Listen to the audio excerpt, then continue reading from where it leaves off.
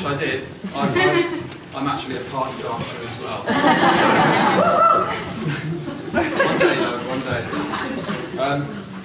I'm going to tell you about the strange and gruesome demise of a very successful witch. But first, I'd just like to make some noises. It's for my benefit, not really for yours. I couldn't do it then if it would have been rude to the last storyteller, but I find it helps the voice box and reduce the tension a little bit. I got that. The arsonist. The arsonist had ugly shaped feet. Yeah.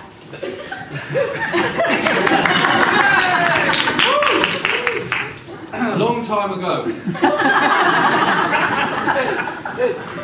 there were two siblings. Olga was blonde and bright and bold, and her younger brother Sergei, who was dark and shy and quiet. He was also very good with his hands, a genius at making things. And this particular Sunday, he had made a helicopter blade. I don't know if you've ever seen them. They have a piece of dowel coming down. You can spin them like that high against the blue sky. And he had put a little weight on the bottom with a spike on it, so thuk, thuk, they would stick into the ground and they stopped spinning and fell down. They played like this all morning, until an old man, out walking his fox, beckoned them over. Children, I must warn you, I think it's very important you must go home now. Children, please, because I've seen the geese in the sky. The geese of the Baba Yaga, I believe it must be from her. You must go home. It's very dangerous now here, please. And off he went with his fox, trotting along after him. And Sergei's about to turn to go, because all children know that Baba Yaga has a child for breakfast every morning. Olga says, you're not going to listen to the old man. He smelt wee, and he was walking with fox. I mean, a fox. I'm carrying on. You can go. I'm playing. I'm going to carry on playing. So, reluctantly, Sergei stayed with his older sister. But a sour mood had fallen over their game, and very soon, Olga's helicopter was stuck high in the branches of a tree. She convinced Sergei to go up and get it for her, using that old trick. Go on, I'll time you, see how fast you can do it. Unfortunately, for both of them, Sergei had not yet reached the age where that stops to work.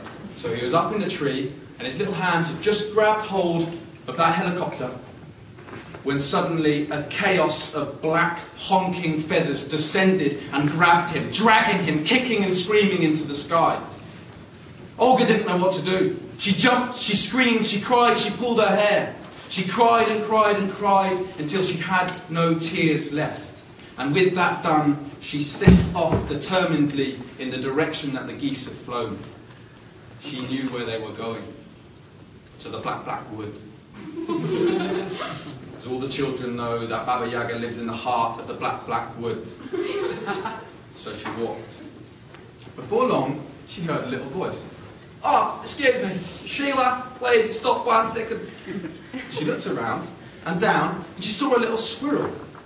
Please, just 1 second, please, Sheila. I've got my foot stuck in a rabbit trap. I'm a squirrel. Look, it's not meant for me. Look, please, give me some hand. I can't stop. I've got to run and save my little brother, but Sergei from being Baba Yaga's breakfast. Please, shit. She bends down, prizes open that rabbit trap. The squirrel's out. She turns to run away. She says, wait, before you go, take this nut. A gift from me to you. Thank you. Forever indebted to you. This nut. Doesn't look much, it's magic. Get in trouble, you want something, throw it on the ground. First thing you shout, that thing's going to appear. She thanks him, runs off, puts the nut in her pocket. She runs further towards the black wood. But she hears another little voice. Hey, darling! Hey, give us a hand here, darling, quick! Just 1 second, like. I can't stop now! Go on, run and save my little brother Sergei from being Baba Yaga's breakfast! Please, 1 second, darling. Please, someone's put a stone over me. My hole, that's my home there. No, I've asked the other animals, no one else around here. It's the Lord of the fucking job. Oh.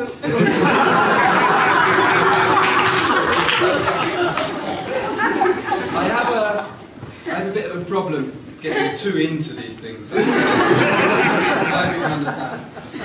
Okay, me and Olga are going to have to go at double speed now, because we're both kind of against the time limit. I feel a lot of sympathy with her.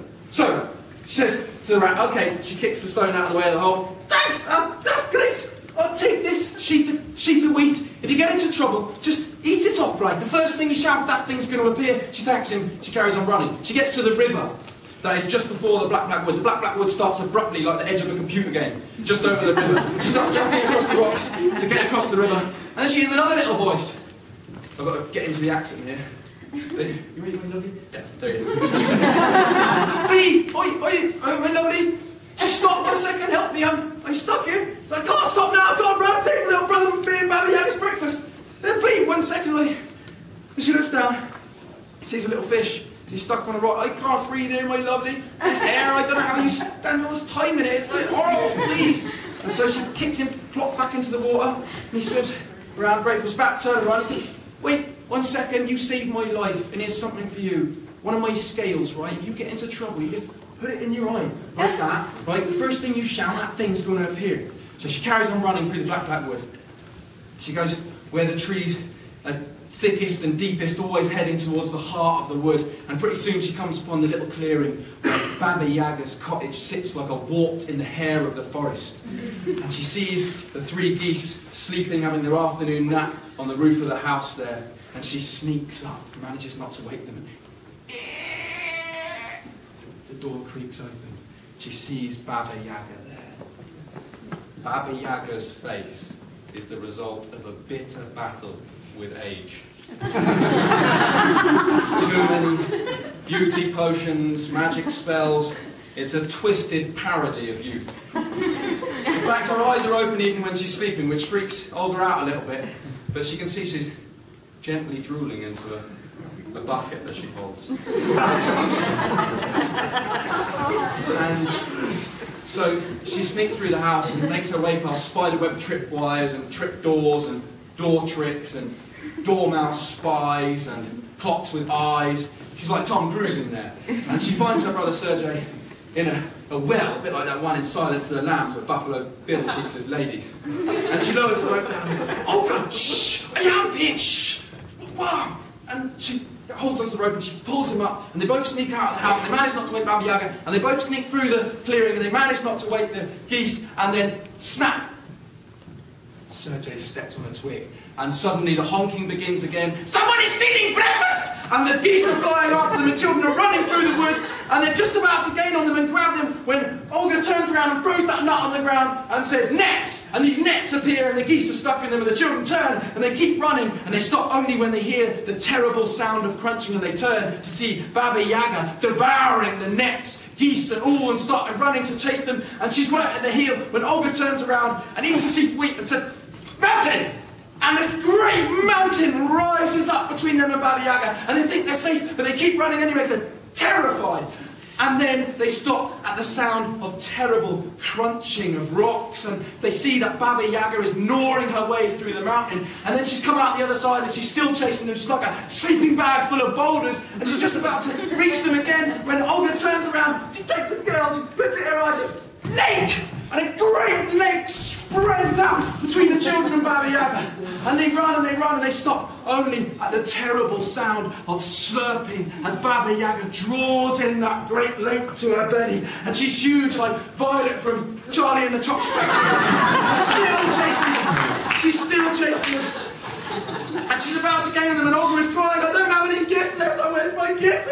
And Sergei, calm as anything, turns and he takes a helicopter blade from his pocket and he launches it high against the blue sky and it stops spinning and the little weight catches and falls back down and BAM! And what comes out of Baba Yaga after that explosion is blood and guts and bile and rocks and lake and feathers, little bits of net, and all the toys of all the children she's had for all the breakfasts. And it's like when you're a kid and you get on top of the roof and you find all the frisbees and balls and planes that have been left up there. And they gather them up into their arms and they walk home proud as anything, but arguing about whose fault it was that they didn't save a magic item so they could get a Nintendo Wii.